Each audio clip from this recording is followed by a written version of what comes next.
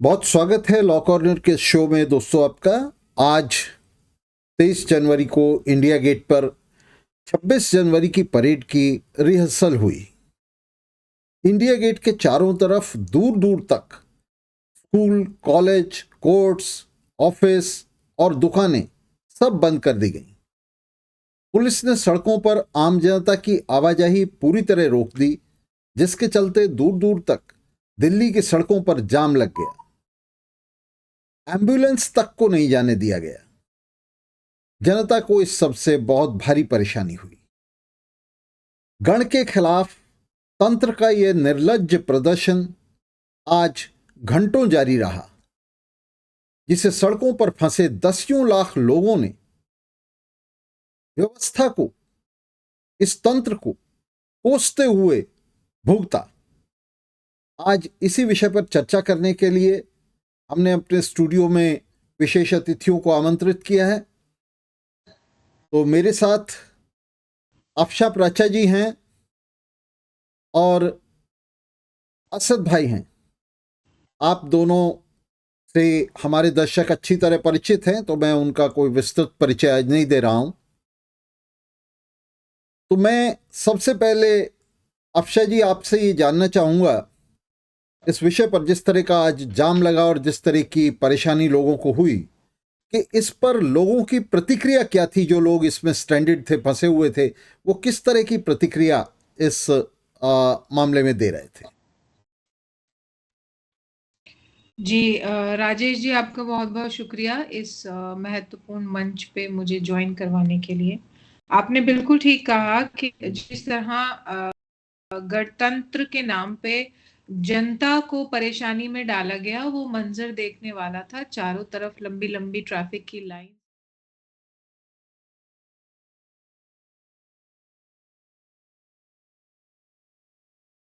Optional opt out कर सकते थे कि वो अवॉइड कर सकें और घर से ही काम कर सकें, तो सभी ने दूसरा ऑप्शन ही चूज किया था, ऑप्ट आउट किया था। और वो ज्यादातर लोगों ने घर पे रहना पसंद किया। बावजूद उसके जो एक बहुत बड़ी संख्या है उन लोगों की जो ये अफोर्ड नहीं कर सकते थे कि वो बाहर जाके बिना काम अपना चला सकें, तो वो सब उसी ट्रैफिक के जंजाल में फंसे। और ऑल ऑफ अ सडन, जैसे कि हमेशा हर साल होता है, छोटी छोटी बातों पे शाम ढले एक नोटिफिकेशन आ जाता है ट्रैफिक पुलिस का कि रूट्स हैव बीन चेंज्ड। तो जो रूट्स चेंज कर दिए जाते हैं, लोगों को एट द 11th आवर जो पता चलता है, तो उनके पास कोई और रास्ता होता नहीं उसको फॉलो करने का। और वो जो बॉटल नेक करके एक छोटा सा रास्ता खोल दिया जाता है। और जैसे कि हम जानते ही हैं, जो गणतंत्र की जो परेड है उसकी रिहर्सल का आज दिन था, और जो पूरे उसी रास्ते को क्रिएट करते हैं, जो फाइनल डे 26 जनवरी के दिन रिहर्सल की जाती है और झांकियां निकाली जाती हैं। तो आप समझ लीजिए जो इंटायर रूट है उस परेड का, वो सारे के सारे रास्ते और उससे जो जुड़ने वाले रास्ते थे वो ब्लॉक कर दिए गए थे। और बहुत कम रास्ते पब्लिक के लिए छोड़े गए थे। तो किस तरह हमारे दिल्ली शहर की जनता ने सरवाइव किया, वो तो हर साल वो भुगतते ही हैं। और उससे दो चार होते हैं उनके पास कोई रास्ता जो ये, क्योंकि ये लॉ कॉर्नर है, तो मैं लॉयर की परेशानी को ज्यादा दिखाना चाहूंगी कि किस तरह लॉयर्स ने, ज्यादातर लॉयर्स ने वीसी पे अपने आप को शिफ्ट किया। और जो वीसी पे शिफ्ट नहीं कर सकते थे, वो इसी दो चार हुए जाम के साथ, और एक बहुत ही बड़ी आपाधापी का माहौल था। लंबी लंबी कतारें थी ट्रैफिक की, मगर रास्ता कोई नहीं था। हाई कोर्ट कहें या सुप्रीम कोर्ट कहें, पूरी रास्ते जो पार्किंग के जो एरियाज थे वो सारे पुलिस ने अपने पोजीशन में ले लिए थे। और वहां पे ना पार्किंग की इजाजत थी, ना हम लोगों को वहां खड़े होने दिया जा रहा था, चाहे वो वकील ही क्यों ना हो। तो इस तरह का माहौल था राजेश जी। तो ये अफशा प्राचा जी हमें बता रही थी कि किस तरह से बहुत ही भारी परेशानी, उन्होंने खासतौर से वकीलों का जिक्र किया, और इसी तरह की परेशानी जनता की जो दूसरे सेक्शन हैं उनको भी हुई। तमाम तरह के, और डॉक्टर्स तक को जो है रोक दिया गया था, सड़क के ऊपर एम्बुलेंसेस तक को रोक दिया गया था। तो हम यहाँ असद भाई आपसे जानना चाहेंगे कि ये जब इतनी भारी परेशानी ये जनता को होती है तो पहला ख्याल जो दिमाग में आता है वो ऐसा आता है कि ये कॉलोनियल प्रैक्टिस जो है उसको आगे बढ़ाया जा रहा है। लेकिन क्या कॉलोनियल मास्टर्स जो थे वो भी इस तरह का जो अखाड़ा है वो किया करते थे कि सारी सड़कों को रोक दिया जाए चारों तरफ से, जनता को बिल्कुल इनडिस्क्रिमिनेटरी तौर पे जो है वहाँ पूरी तरह से रोक दिया जाए, ये भी ना देखा जाए कि डॉक्टर्स को जाने दें, वकीलों को जाने दें, या जो एसेंशियल सर्विसेज हैं कम से कम उनको तो मेंटेन करें, एम्बुलेंसेस तक को रोक दिया। तो क्या इस तरह का जो कारनामा है, इस तरह की कार्रवाई, वो क्या कॉलोनियल मास्टर्स भी किया करते थे कभी? बहुत बहुत शुक्रिया राजेश भाई। आपने 1950 से लेके आज तक 26 जनवरी मनाई जाती है और हर 18 जनवरी को रिहर्सल होती है और फुल ड्रेस रिहर्सल 23 को होती है। ये पहला वाकया नहीं है, पहला दिन नहीं है, पहली दफा ऐसा नहीं हो रहा, हमेशा होता है। लेकिन सवाल ये है कि इसको आज की डेट में क्या इसकी रेलिवेंस क्या है आज हमारे देश के अंदर, या दिल्ली की बात हम करते हैं। आज दिल्ली के अंदर लगभग 1.5 करोड़ से ज़्यादा व्हीकल मौजूद हैं। 1950 में कभी बनाया गया होगा तो उस वक्त कितने व्हीकल थे? कॉलोनियल वक्त की तो मुझे ऐसा कोई सेलिब्रेशन मैंने कहीं पढ़ा नहीं है। और इसमें यही नहीं है, ये जो कॉन्स्टिट्यूशन की 23 जनवरी 1930 में जब हमने पूर्ण स्वराज का कांग्रेस ने अपने अधिवेशन में नारा दिया था, उसको कमेमोरेट करने के लिए, उसके स्मरण के लिए हम इसको मनाते हैं। लेकिन सवाल ये है कि आप इसमें नेवी के, आर्मी के, पैरामिलिट्री फोर्सेस के, इन सब के शौर्य दिखाते हैं। आप उन सैनिक, स्वतंत्रता सैनिक जो हैं उनके शौर्य की कहाँ बात करते हैं? ये सेलिब्रेशन अगर होना चाहिए था तो जिन्होंने ये आज़ादी ली है, जिन्होंने इस देश को कॉन्स्टिट्यूशन दिया है, उनके लिए होना चाहिए था। और ये इस सरकार की या उस सरकार की बात नहीं, ये 1950 से चलता चला आ रहा है। और ये सारे जो पूरा 26 जनवरी का पूरा ये रिहर्सल होना और परेड होना, इसमें अभी मैंने पुराना वो देखा तो ये कोई पवन अग्रवाल थे, उन्होंने आरटीआई से पूछा कि इस पे खर्च कितना आता है, तो उन्होंने 2001 से लेके 2014 तक के जो खर्च बताए कि 2001 के अंदर 145 करोड़ रुपए आया, फिर 145 से बढ़ के 2003-04 में 226 करोड़ रुपए खर्च आया, फिर उसके बाद 2007 और 8 में वो 227 करोड़ खर्च आया, फिर 2014 तक पहुंचते पहुंचते वो 320 करोड़ रुपए का खर्च हो गया।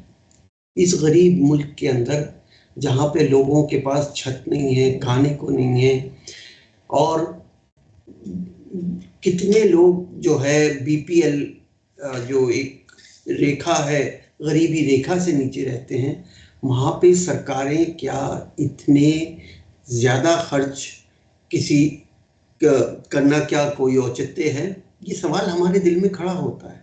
ये सिर्फ ये तो एक दिन की परेशानी की ट्रैफिक नहीं था, ट्रैफिक की वजह से परेशानी हुई, ये तो एक दूसरी वजह है। मैं तो सिर्फ ये पूछना चाहता हूँ, इसको सिंबॉलिक हो सकता है, राष्ट्रपति भवन के अंदर हो सकता था, किसी और बड़ी जगह पे हो सकता है, लेकिन ये 4 घंटे के सेलिब्रेशन के लिए क्या 320 करोड़ रुपए का खर्च जायज़ है? अगर ये बात सच है, जो मैंने टाइम्स ऑफ इंडिया 2015 का किसी के आरटीआई का एक लेख पढ़ा, उसके अनुसार अगर ये बात वाकई में सच है कि इस पे 2014 तक 320 करोड़ हुआ और उसके बाद अब 10 साल हो गए तो पता नहीं कितना खर्च हुआ होगा, तो हमारे देश क्या ये अफोर्ड कर सकता है? क्या ये अखराजात करने चाहिए? और इसमें हमारे आम आदमी की शमूलियत कितनी होती है? क्या उससे इस सेलिब्रेशन में उसको कोई पार्टिसिपेशन होता? आपके तो पहली बार मैंने सुना है कि इस पे टिकट भी रखा गया 100 रुपए से और 20 रुपए का। ये बात मुझे अभी पता नहीं थी, क्योंकि मैं अभी जब देख रहा था तो एक वेबसाइट नजर आई कि आमंत्रण .mod.government.in पे आपको एक आमंत्रण पत्र मिल सकता है। तो आवाम 20 रुपए और 100 रुपए दे के जाएगी, तो ये और भी मुझे कुछ एक हास्यास्पद बात लगी कि आप कॉन्स्टिट्यूशन के सेलिब्रेशन के लिए लोगों से टिकट लेके और तमाशे दिखाएंगे। ये मेरी समझ से बाहर है। और इस पे आज जब से 1950 से ये चलता चला आ रहा है, हमें जो कॉन्स्टिट्यूशन की जो मेन चीजें हैं जिस तरह से इम्प्लीमेंट होना चाहिए उस पे बात होनी चाहिए। मैं ये देखता हूँ कि मैं टीवी पे तो हम हमेशा देखते ही, कभी हमने ये नहीं देखा कि कॉन्स्टिट्यूशन की प्रस्तावना भी पढ़ी जा रही हो 26 जनवरी के अंदर। जनगण मन के बाद फिर आप ये सारे जितने भी ये परेड वगैरह होती है आप सब ये देखते हैं।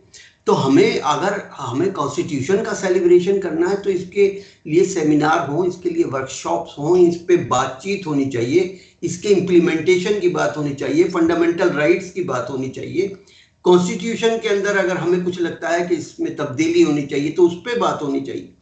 लेकिन मुझे नहीं लगता कि आप नेवी, आर्मी और इन सब के शौर्य को दिखाएं, पैरामिलिट्री के शौर्य को दिखाएं, आप स्वतंत्रता सेनानियों के शौर्य को दिखाएं, आप भगत सिंह का फोटो दिखाएं, आप भगत सिंह की बात करें उस दिन, आप बात करें उस स्वतंत्रता सेनानियों की, आप सुभाष चंद्र बोस की, गांधी जी की बात करें।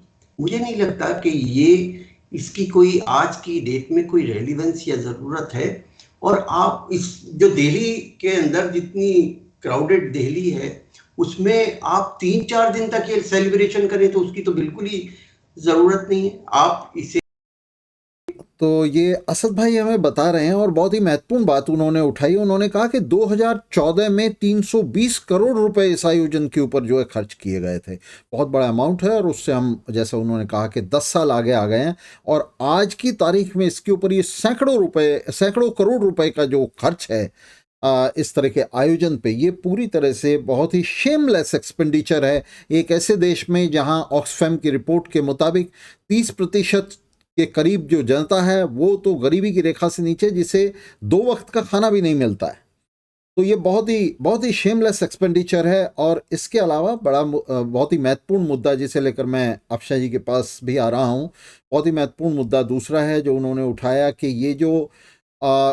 ये रिपब्लिक डे है कि आपने एक रिपब्लिक बनाया है। आप कह रहे हैं कि हमने यहाँ से कॉलोनियल मास्टर्स को निकाल दिया और हमने एक रिपब्लिक बनाया, रिपब्लिक ऑफ इंडिया बनाया। और आप जो कर रहे हैं वो आप दिखा रहे हैं, यहाँ फौजी जो है प्रदर्शन कर रहे हैं, आप आर्मी के जो सेक्शंस हैं उनके मार्च हो रहे हैं, उनकी परेड हो रही हैं, आर्म फोर्सेस की तोप और टैंक दिखा रहे हैं, अपनी बंदूकों का जो है उसका जलवा दिखा रहे हैं। तो ये तो रिपब्लिक के कॉन्सेप्ट के बिल्कुल उलट है। ये जो फौजी शानो शौकत है, ये जो फौजी दबदबा है, ये रिपब्लिक के कॉन्सेप्ट के बिल्कुल उलट है।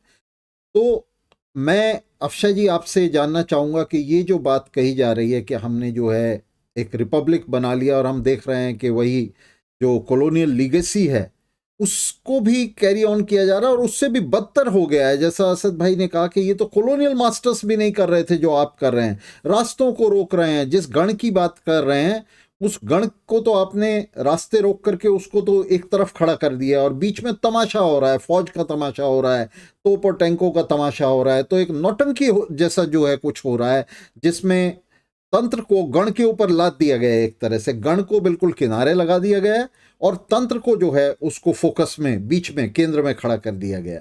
तो इसे लेकर अफशाह जी आप कैसे देखती हैं, सोचती? जी राजेश जी, मैं बिल्कुल सहमत हूँ असद साहब की भी बात से और आपकी भी बात से कि जिस गण के लिए डिक्लेरेशन का डे था गणतंत्र का, उस गण को कहीं हाशिए पे रख दिया गया है। और इनफैक्ट अगर मैं अपने स्कूल के दिनों की बात याद करूं तो महीनों पहले से हमें प्रैक्टिस करवाई जाती थी परेड में शामिल होने के लिए, और एक लंबा टॉर्चर होता था। और स्कूल के बच्चे जो थे उसके लिए जो वहां पे उन्हें पार्टिसिपेशन करना होता था, तो कई बार मैंने देखा as a student of school के बच्चे बेहोश होके भी गिर जाते थे जब वो प्रैक्टिसेस के कई कई सेशंस होते थे, वहां पर भी जो बच्चों को बैठाया जाता था उसमें भी कोई जगह नहीं होती थी, फैसिलिटी नहीं होती थी। और इनफैक्ट जो झांकियों के जो पासेस बटते हैं वो भी एक बहुत बड़ा स्कैम है। वहां पे गण का तो कुछ लेना देना होता नहीं। हाँ, वीआईपी जो वहां पे लेन्स बनती हैं, वीआईपी जो पासेस बनते हैं, उनका गण से तो कोई लेना देना नहीं है। हाँ, ये तंत्र का जरूर इसमें पार्टिसिपेशन होता था कि जिसका जितना बड़ा तंत्र है, जितनी जिसकी बड़ी ताकत है, उसको उतने ही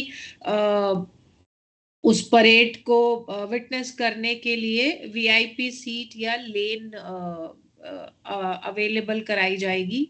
तो इसका गण से तो कुछ भी लेना नहीं है। जो फैक्चुअली जो गण थे या जो गण हैं, वो उनको वहां पे आने की भी इजाजत नहीं होती। उनको इतने लंबी प्रक्रिया जो सिक्योरिटी के नाम पे उनको दूर रखा जाता है उन चीजों से, और दिखाने के लिए कहा जाता है कि ये पब्लिक के लिए है, ये प्रजातंत्र है। जबकि सिर्फ तंत्र ही तंत्र है, इसमें प्रजा, इसमें गण का कुछ भी पार्टिसिपेशन नहीं होता। और मुझे भी ये समझ नहीं आता इतनी ज्यादा बड़ी संख्या गरीबों की है जो गरीबी की जो रेखा है उससे भी नीचे गुजारा कर रहे हैं, और ज्यादातर लोगों को फ्री राशन दिया जा रहा है, वो हमारी कंडीशन है। तो फिर इस शो ऑफ का क्या मतलब है जब लोगों के पेट में अनाज ही नहीं है, लोग इतने परेशान हैं, और उनको एम्प्लॉयमेंट की जो हमारे जो यंग लॉट है हमारे देश की, जो हमारे देश को और चाइना को सबसे ज्यादा यंग कंट्री के नाम पे जाना जाता है, और उन यंग लोगों को सबसे ज्यादा जरूरत एम्प्लॉयमेंट की होती है। तो एम्प्लॉयमेंट की बात नहीं होती, तो इस शो ऑफ का हमको क्या आउटकम मिलता है, तो ये हमें देखना होगा। और इस तरह लोगों को तंग करके, लोग जिनके लिए हम गणतंत्र को इसको एड्रेस करते हैं, गणतंत्र दिवस इसको बुलाया जाता है, और जो बेसिक गण है उसी को सबसे ज्यादा परेशानी का सामना करना पड़ता है। उनको अपने जो बेसिक रोजगार हैं उसको भी अचीव करने के लिए एक लंबा स्ट्रगल हो जाता है, जब इस तरह की जो प्रैक्टिसेस होती हैं या जो झांकियां निकाली जाती हैं। अगर मैं आपको बताऊं कि जिन जिन जगहों से, जिन जिन लोकल स्ट्रीट से ये झांकियां निकलती हैं लाल किला तक जाने के लिए भी हफ्तों पहले वो मार्केट्स ब्लॉक कर दी जाती हैं। वो जो उस एरिया में जो घर होते हैं वहां पे पुलिस वालों का कब्जा हो जाता है, और सीआरपीएफ वाले वहां पे घरों की छतों में जाके बैठ जाते हैं इन दी नेम ऑफ सिक्योरिटी और समथिंग, जो जाहिर है किसी भी एक जो सिटीजन है, जो एक आम आदमी है, उसको पुलिस वाले का अपने घर में हर वक्त 24 घंटे प्रेजेंट होना बिल्कुल भी कंफर्टेबल नहीं होता। वो सबकी अपनी अपनी प्रायोरिटीज और प्राइवेसी होती है। तो उस नजर से भी अगर हम देखें तो काफी परेशानियों का सामना करना पड़ता है उसी गण को। उनकी जो मार्केट्स जो होती हैं उन एरियाज पे उन्हें बंद कर दिया जाता है हफ्तों पहले, उनको इजाजत नहीं होती अपने रोजगार को कंटिन्यू करने की। तो वो तो गण का सफर है इसमें, और गणतंत्र दिवस का इसमें नाम दिया जा रहा है इसको। तो काफी दुखदाई सिचुएशन है। इस चीज को समझना होगा कि गण क्या है और उसका तंत्र क्या है।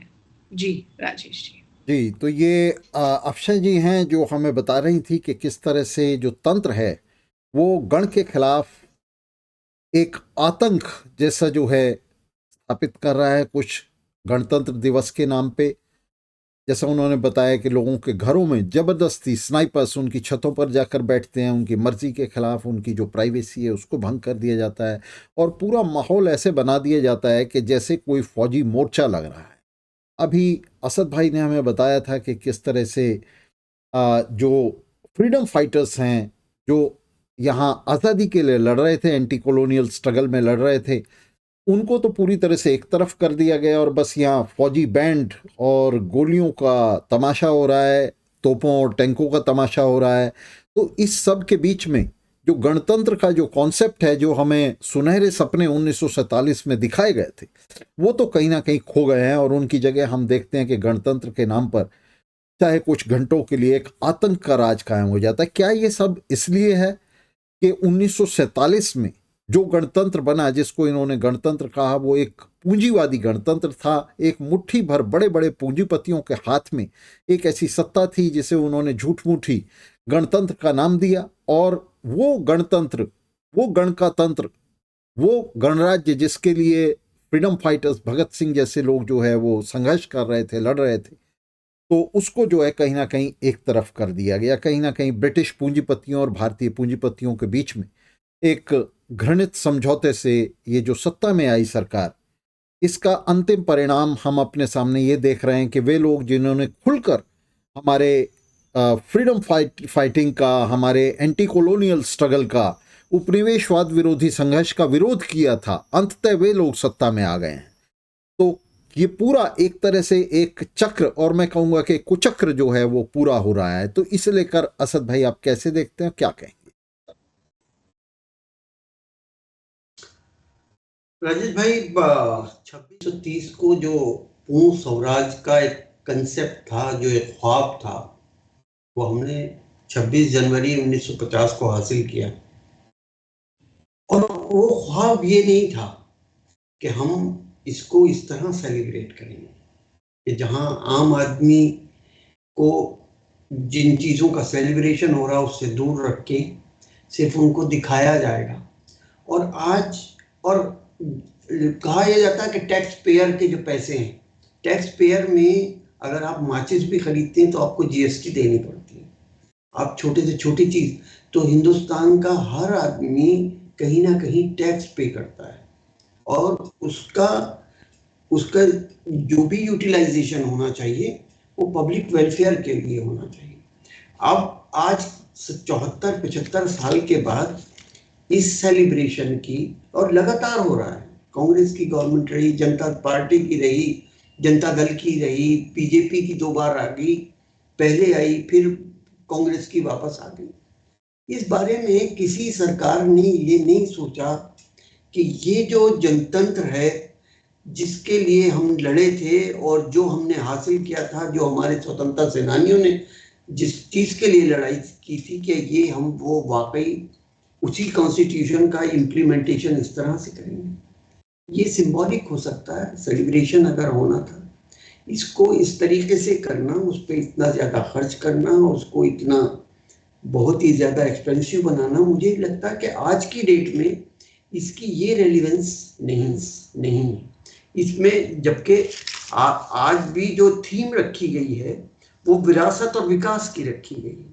ठीक है, हमारी विरासत है, हमने आज़ादी ली है, लेकिन हमें विकास की बात अगर करनी है तो हम एक्स्ट्रा वेजिनेंट होके, हम फजूल खर्ची करके विकास नहीं हासिल कर सकते। हमें जिन चीज़ों पे विकास अगर हासिल करना है तो हमारे जो अखराजात हैं वो सही डायरेक्शन में होने चाहिए।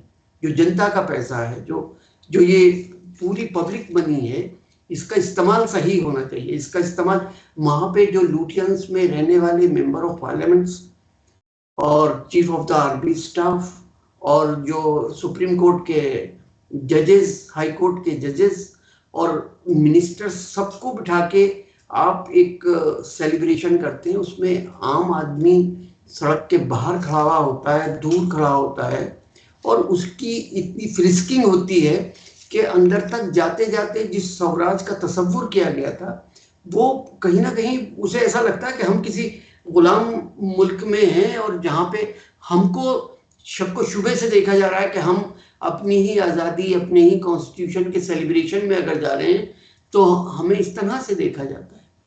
अफिया साहिबा कह रही है कि छतों के अंदर पुलिस का जो इस्तेमाल अवाम की सिक्योरिटी के लिए होना चाहिए, उसका इस्तेमाल आप जो ब्यूरोक्रेट्स हैं, जो पॉलिटिशियंस हैं, जो मिनिस्टर्स हैं, उनकी हिफाजत में लगे रहते हैं। ये सारे लोग जो हिंदुस्तान के अंदर जितनी भी पुलिस है, पैरामिलिट्री, ये कितना इनका इस्तेमाल, मुझे नहीं लगता कि ये सही इस्तेमाल है कि वो 26 जनवरी में खड़े होके 24-24 घंटे सिर्फ इस बात के लिए कि वहाँ से मिनिस्टर्स गुजरेंगे, वहाँ पे एमपीज आएंगे, वहाँ पे ये चीफ जस्टिस ऑफ इंडिया आएंगे। तो ये पूरी तरह जो हमें पूर्ण स्वराज का तस्वुर था और जिसके लिए हमने लड़ाई लड़ी थी, वो मुझे लगता है कि हम कहीं ना कहीं उससे अभी भी दूर हैं और हमें पूर्ण स्वराज नहीं मिला है। हमें कॉन्स्टिट्यूशन रिटन मिल गया है, लेकिन हमें जो कॉन्स्टिट्यूशन से जितना हमें फायदा उठाना चाहिए था, हम इस कॉन्स्टिट्यूशन का वो तो फायदा नहीं ये उठा। असद भाई बता रहे हैं कि किस तरह से जो गण है उसको पूरी तरह से हाशिए पे धकेल दिया गया है और पूरी जो फोकल स्टेज है उसको एक मुट्ठी भर लोगों ने, जो बड़े बड़े सरमाएदार हैं, बड़े बड़े ब्यूरोक्रेट्स हैं, मंत्री हैं, उन लोगों ने उसको कैप्चर कर लिया है, उसको अपने नियंत्रण में ले लिया है। बाकी जनता को जो है एक तरफ कर दिया गया है और इस तरह के सेलिब्रेशन में सैकड़ों करोड़ रुपए जो है किस तरह से उड़ाया जा रहा है। तो मैं अफशा जी आपसे ये जानना चाहूँगा, इस पर तो हम बात करेंगे किसी और वक्त जो है बात करेंगे कि 1947 में ये किस तरह की धोखाधड़ी लोगों के साथ हुई जिसको आज़ादी कहकर लोगों को बेचा गया, लोगों के बीच में जो है उसे बांटा गया। वो आज़ादी नहीं बल्कि एक तरह का की सौदेबाजी थी ब्रिटिश और भारतीय पूंजीपतियों के बीच में। लेकिन मैं आपसे ये जानना चाहूँगा, क्या एक आम आदमी की मेहनतकश जनता के माउथ पीस, उसके प्रतिनिधि होने के नाते आप लोग कहीं ये महसूस करते हैं कि हम सब लोग ठगे गए हैं? इस तरह की जो जो शर्मसार कर देने वाला प्रदर्शन है फौजी ताकत का, गोलियों बंदूकों का, और इतना बड़ा खर्च 4 घंटे के आयोजन पे, कहीं ना कहीं आपको लगता है कि हम सब लोग ठगे गए हैं, आम जनता ठगी गई है और ये 1947 में जो कुछ कहा गया था, जो वादे वहीद किए गए थे, जो प्रतिज्ञाएं की गई थी, ये सब कुछ उसका ठीक उल्टा हमारे सामने आ रहा है? अफशा जी।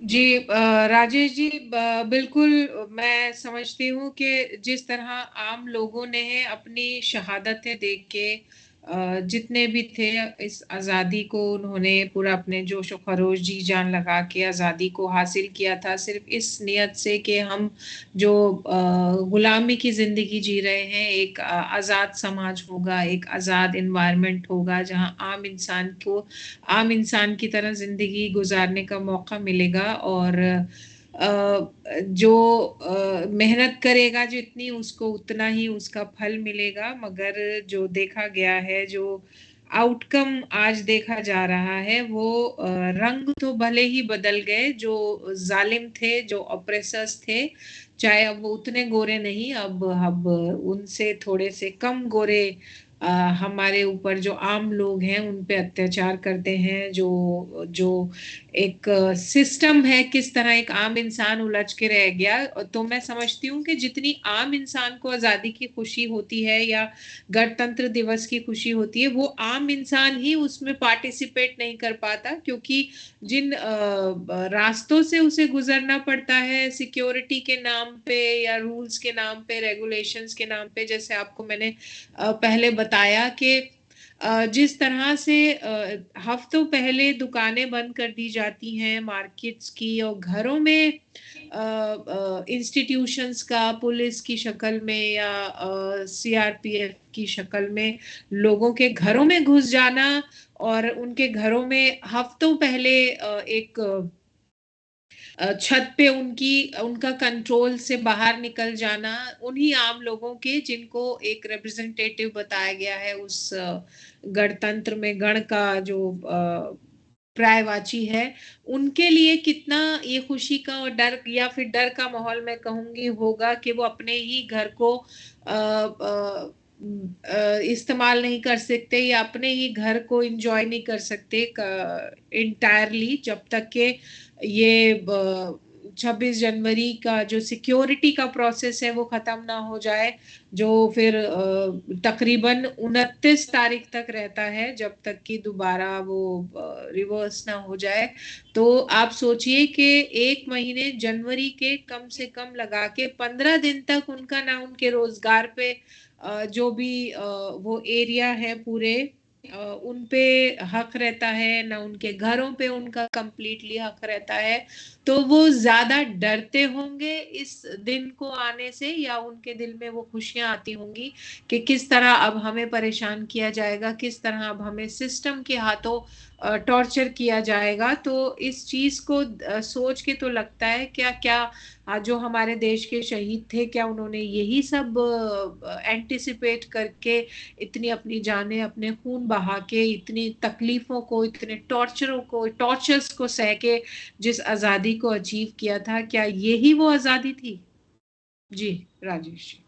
अक्षय जी हमें बता रही हैं कि किस तरह से ये जो आज़ादी, जिसको आज़ादी कहा गया था, वो ये आज़ादी नहीं है जिसके लिए स्वतंत्रता संग्रामी लड़े थे, वो ये आज़ादी नहीं है। आज़ादी के नाम पर मुट्ठी भर धनपतियों का, बल्कि मैं ठीक से कहूँ तो धन पशुओं ने पूरी सत्ता को, पूरे तंत्र को अपने हाथ में कर लिया और इस तंत्र को गण के खिलाफ मोड़ दिया। गण बनाम तंत्र हो गया, गणतंत्र जो है वो गण बनाम तंत्र हो गया है। तो इसी के बीच में 26 जनवरी को इलीट शासक अपना 75वां गणतंत्र मनाएंगे। नाम तो वे गण यानी जनता का ले रहे हैं, मगर प्रदर्शन फौजी ताकत का कर रहे हैं।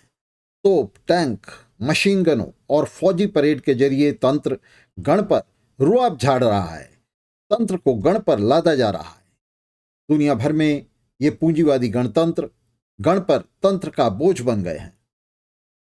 पिछली सदी में भारत जैसे पिछड़े पूंजीवादी देशों में अस्तित्व में आए ये गणतंत्र तो शुरू से ही पूरी तरह विकृत और दिवालिया हैं। तो दोस्तों, हमारा जनता के प्रतिनिधि होने के नाते और जनता की आवाज़ होने के नाते हमारा ये कर्तव्य है कि हम इसका एक्सपोजर करें और ये आह्वान करें कि इन गणतंत्रों को, इनको सच्चा गणतंत्र बनाने के लिए ज़रूरी है कि इनको धनपतियों के हाथ से छीना जाए और इनको गण का तंत्र, जनता का तंत्र, जनतंत्र बनाया जाए। वो जनतंत्र जिसके लिए हमारे स्वतंत्रता संग्रामियों ने संघर्ष किया था। तो इसके साथ ही दोस्तों, आज के इस कार्यक्रम को ख़त्म करने की आपसे अनुमति चाहता हूँ। अपने दोनों गेस्ट्स का, स्पेशल गेस्ट का बहुत बहुत धन्यवाद करते हुए आज के कार्यक्रम को यहाँ ख़त्म कर रहे हैं। बहुत शुक्रिया आप दोनों साथियों, बहुत शुक्रिया।